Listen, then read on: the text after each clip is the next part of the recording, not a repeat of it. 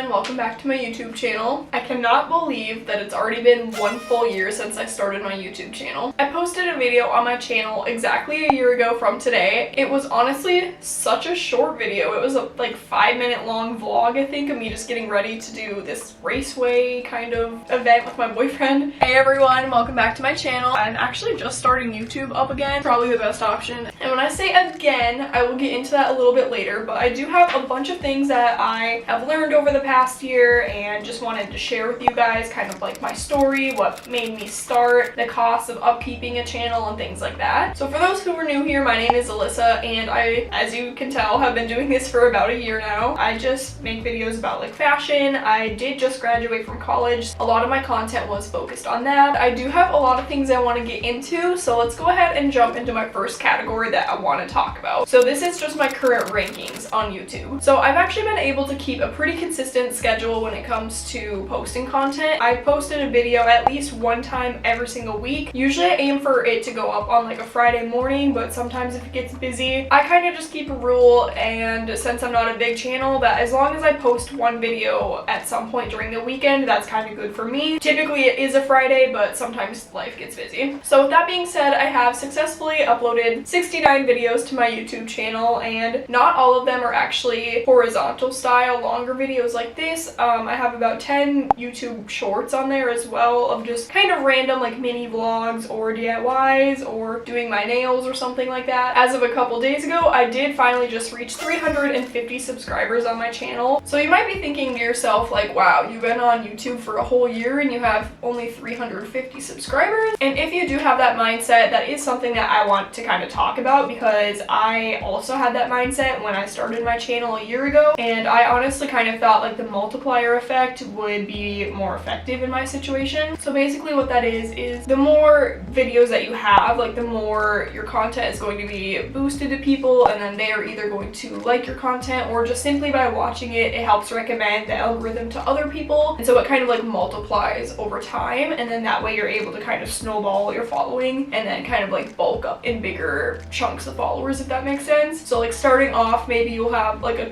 couple trickles of like new followers, and so maybe like it'll be 5 new ones a month or something, and then, you know, like on month 6 maybe you're getting like 50 new subscribers a month, and then by 1 year, kind of my expectation was that it would be like hundreds and things like that. And while that definitely can happen for some channels, I don't think that specifically the content that I create is super well fitted for like every genre of person, I guess. That is definitely something to think about if you are wanting to start your own channel. Just that not everyone's growth story is the same. I would say that I definitely have a very realistic, like steady growth. Another thing too I wanted to point out is the saturation in the market. Actually, there's a lot of studies that are being done of kids that when they're asked, you know, like what job you want to have when you're older, they say an influencer. They do think it's easy to do, it's easy money and things like that, which it isn't a hard job by any means, and I call it a job very loosely because I'm actually not getting paid by YouTube or anything like that yet, but that is actually like my goal, which I will get into next. But a way I like to put it is like this: how many people do you know that are teachers? For example, probably like a handful of people in your personal network, and that's kind of the same with content creation. I would say out of my high school class of about 400 people, I'm probably like 1 of 10 who have decided to create content online. It's still a pretty niche thing that not a lot of people do, so just something to think about. Quite early, so I'm gonna go grab a coffee and then we can start on the next section, which is my goals for the next year.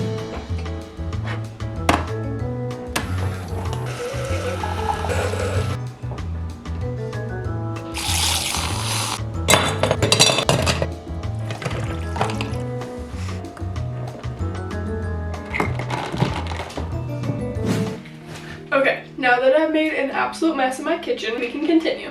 So let's talk goals.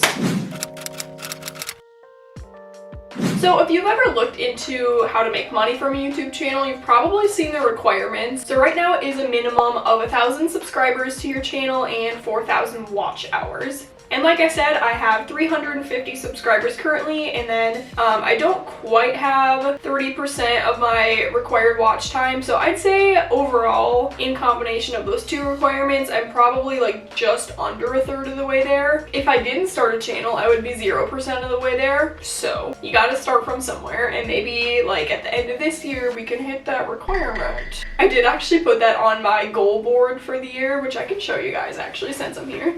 So I made this at the beginning of the year, and right up here I have that my goal for the end of 2023 is to have 1,000 subscribers on my channel. So if you would so kindly want to help me reach that goal, go ahead and subscribe. Another goal for me on my channel, just like aside from money and building a career off of it, is really having an engaging audience. I really like when people comment on my videos. I think it's very fun to like get to interact with my audience and kind of like give answers to questions and things like that. I will say I have got like a couple hate comments, but it's nothing like too dramatic. I just posted an Amazon video where I did like some professional clothing for the summer, and I had like an older woman comment, and she pretty much was just like, teenagers, they don't know how to dress professional at all, like this is not it, girl, trust me, blah blah blah blah blah, like you'd get fired. And I just think it's kind of funny when people post that, because it's like, okay, to each their own. If you don't want to have good fashion, that's on you. I don't really care what you think. For the most part though, I do have pretty good feedback from a lot of my internal fan base, if you will. Since we're here too, let's talk about my most successful video that I've posted so far. Ironically as hell, I will put so many hours into making like these photo shoot videos where I'm trying to like create different cute outfits. They take me like weeks to film and edit, and that's great and all, and I'm proud of those videos like for my personal self.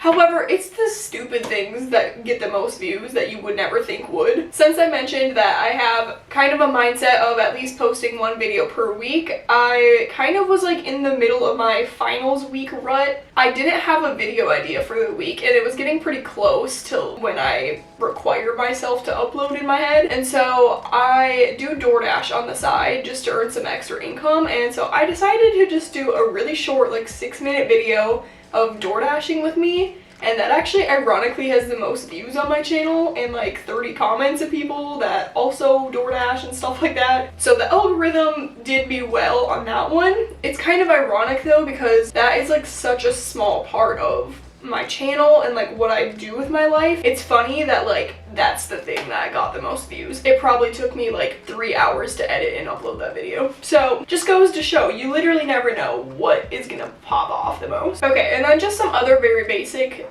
goals that I have for my channel are that by the end of next year, so by the end of 2024, I would like to have my first sponsorship on my videos, and so that's probably going to be like a third-party company that I use their products and or am trying out a product that is going to help me. They would pay me to do that kind of sponsorship. That's kind of my goal for end of next year. And then at some point at the end of year 3, so end of 2025, hopefully I would be invited to a brand trip. I know that is like kind of an unrealistic expectation, but I feel like if I'm super consistent with my work and I continue to evolve the way I have, that is maybe something I can reach. That is all my goals that I really wanted to talk about, and let's go ahead and move into the next category, which is probably what you guys clicked on this video for. What is the actual cost of starting your channel? Let's talk about it.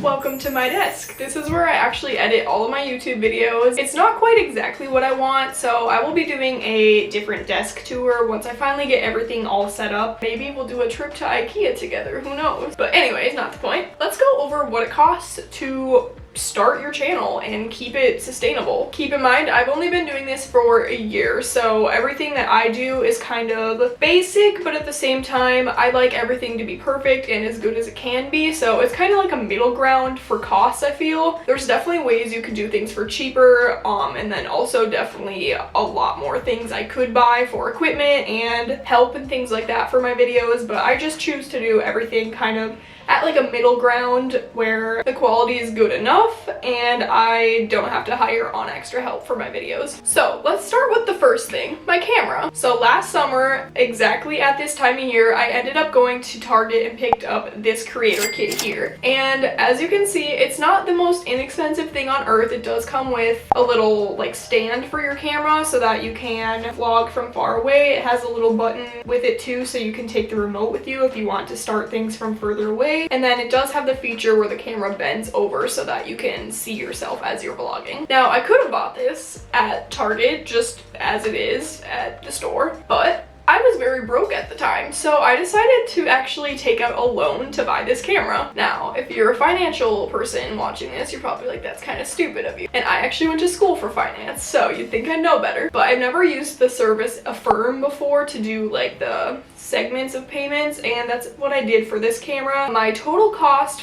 for everything ended up actually being like just over $750, I think, when I could have got it for about like $675. I'm very glad I did it now that I've been able to just keep a consistent channel. I never would have been able to probably like save the money up over the summer because I have student loans I had to pay for and like just small random things, expenses, and my rent. That was stupid of me to take out a loan. It was like a 25% interest rate, so won't be doing that again. That is the first thing I bought. I also had to go to Best Buy and get a new tripod. Can't remember exactly how much it was. I want to say probably like $65 or so. So not like super cheap, but yeah. So I have a couple ring lights. This one I use primarily when I'm at my desk for Zoom calls and things like that. I don't use it a whole lot for filming, but I do have a couple like stand-up ones that are also on tripods as well. So I have this rose gold one that I got from Target with actually a pretty reasonable price on it. And then it does come with a camera button as well that you could like hook up to your phone or camera, so that's pretty nice. Next thing, as you guys can see up here, I do have a microphone, and so this is really helpful if you want to do voiceovers.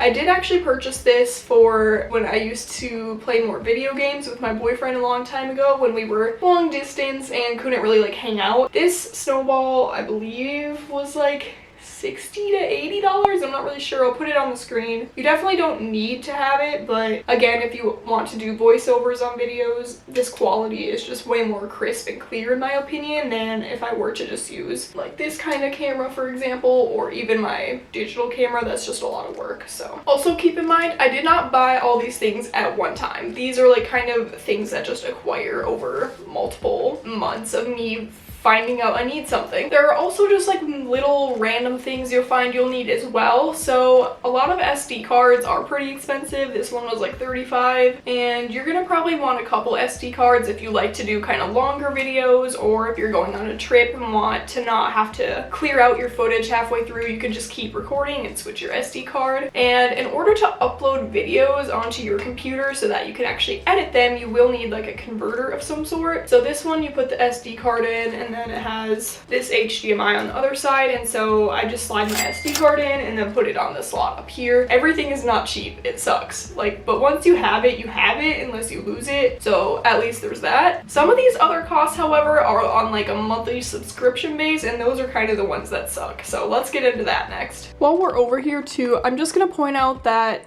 no, I did not purchase this PC. My boyfriend actually was very nice and built it for me. It's technically his, but I've had it for like 3 years, so I guess I'll just call it mine. And it was about $2,000 actually to build this, but he really likes building them just as a hobby, so he kind of just like gave it to me as a gift to use. I don't know. We've been together long enough. I'm just gonna call it mine. But anyways, sorry if this looks weird because I'm recording like on a computer. But the first thing I do have a subscription to is Canva Pro. And so this actually allows you to have like your own brand kit. And so you can do like custom colors, templates, things like that. So as you can see, this is where I make all of the thumbnails for my videos. That's where I make random things. So for example, if I want to put like the price of something on a video, I can use that here and then just make it a transparent image to put that onto my video. So for this service, it is $120 annually, and I do just pay that one time every year, and so that charge actually probably is coming up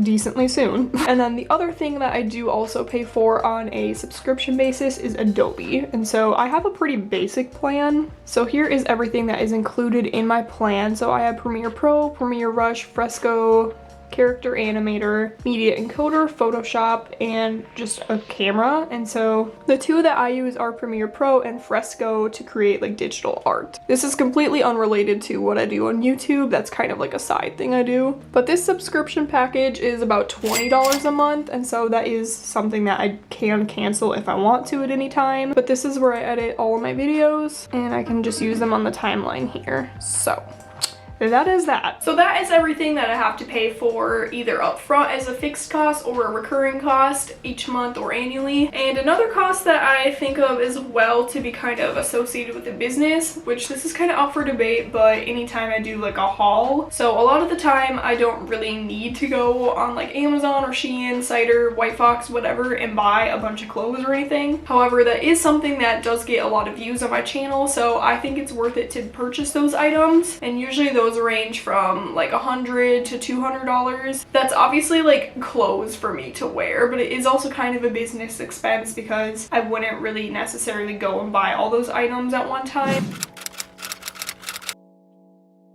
Next up, I just wanted to talk about my story on why I started my channel, things that inspired me, and everything like that. It may shock you because I said that I technically started my channel a year ago, which is true, and I've been consistent ever since then. However, I did actually have this channel started in 2014 when I was in like middle school, high school. So me and my friends like freshman year actually decided to make videos together, and so I might do a video on that in the future of kind of like looking back and rewatching those because I think they're really cringy but kind of entertaining. So we used to do a lot of like DIY videos, like expectation versus reality in school and stuff like that. At the time, I actually did post a little bit frequently, and so I had actually 160 of my current subscribers from that time. And so it's kind of funny to think about that, like if people still watch my channel that were subscribed to me like 8 years ago still watch it now. So if you do, hey, thanks for sticking around. In a way, I didn't really start from zero, but a lot of those people I feel once they see my page again might unsubscribe. I might be getting like a new reset of fresh subscribers that just found my channel that don't know who I am, so I don't really know because I can't see them. So I got really into that at that stage in my life. I've always liked content creation, and then the computer that I edited on was my mom's and it broke. So for a lot of years I did not have access to editing software, or I didn't have like a credit card, so I couldn't purchase it on my own, and my mom wasn't really like willing to put her own information to do that for me. I went many years without having access to do those things, so it's just kind of something that I thought about a little bit but kind of pushed aside because I didn't have the tools necessary. But then last year during the summer, my uncle actually is really sweet and he helped me out to have an internship, and so I actually worked for his commercial real estate company, and I worked with our marketing director at the time, and we kind of just did like content creation things for the company. So this was anywhere from meta, like paid ads on Facebook and Instagram, things like that, or like pop-up vendors. We would find vendors to kind of do these pop-up events to spread awareness about our franchise opportunities. I would be in charge of like the social media and the podcast studio and things like that. So I kind of got sucked back into this creative element of doing content creation online for someone else's business, and it really inspired me to be like, you know, I used to do this, why don't I just do it for myself as well on the side and see where it goes? And so that's exactly what I decided to do, and that's what encouraged me to go to Target and buy a loan on this camera pretty much. And I believe strongly in myself and my ability to grow, and it just kind of like sparked this creative edge in me again that I hadn't had for so many years. And then coming out of my internship, I had my channel already established again over this past year, and then I started college again. So I went back, and it was my last year that I just completed, and I didn't have to take any like difficult classes really because I had already done those my junior year, and so that left me with fun electives to do pretty much whatever I wanted to do. So I did see availability on a video class, and so I actually emailed the professor because there was a prereq for it that I didn't take through St. Cloud State, and so I actually sent her the link to my YouTube channel and just pretty much begged she would let me be in the class. And to my surprise, she actually just was like, okay, sure, come on in. And she actually gave me an A in the class, and all my videos were kind of bad, I'm not gonna lie. People in that class were pretty critical of my work just because they're all art students and they've all done like graphic design 1, 2, videography 1, things like that, how to use a camera properly, and I haven't had any of those technical experiences before. So I was the only one from the business school in this art class, but it's pushed me to kind of give myself a creative angle on this, and I'm very grateful that my professor gave me the opportunity to do that. That is why I started my channel back up again, and I'm very passionate about this, and I'm very excited to see where it goes. Okay.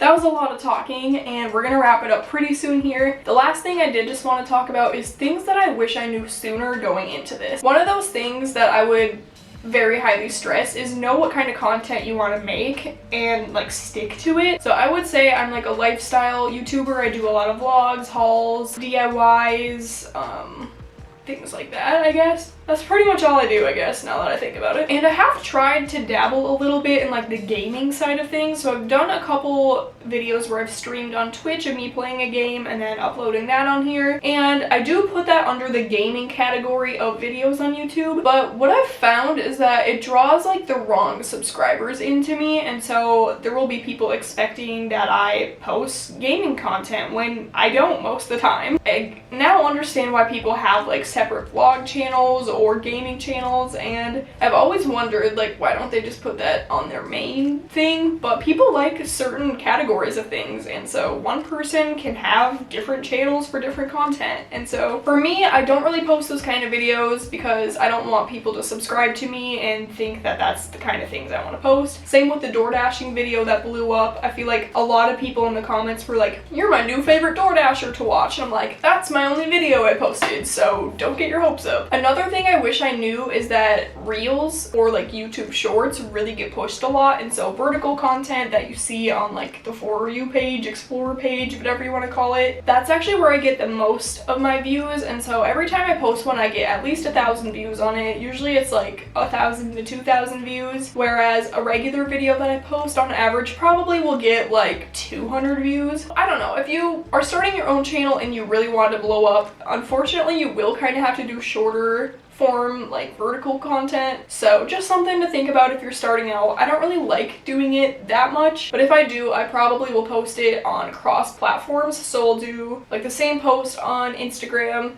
YouTube, and TikTok, so that way I'm just using the footage like for more than one purpose. Another thing I want to talk about too is the limiting beliefs of the people around you and who you're surrounding yourself with. I've definitely had a handful of people in my personal life where they kind of ask like, hey, what's new? Like what's going on in your life? And so I tell them, you know, like I'm excited about my YouTube channel. I'm excited to see like where it goes. Like I have this upcoming video, blah, blah, blah. And people kind of give me the same reaction of like, oh, nice. And I'm like, yeah, it is nice, but they're never gonna see my vision, and it doesn't really matter that much to me anymore. As long as you know like what you're capable of doing and what your vision is and your drive, you'll be good. It's kind of a confusing thing, especially for older generations, because this is a brand new job as of like 10 years ago. This did not exist before. So it's very hard for some people to envision you actually being able to make money off of this kind of thing. Just something to think about. There's going to be people in your life that kind of don't really get what you're doing, but it's okay. Honestly, that's pretty much all I wanted to talk to you guys about in this video. So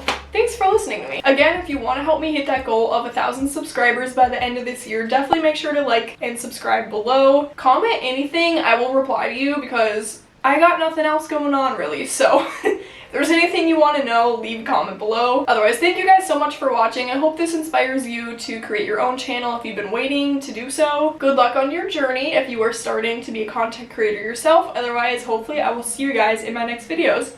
Bye!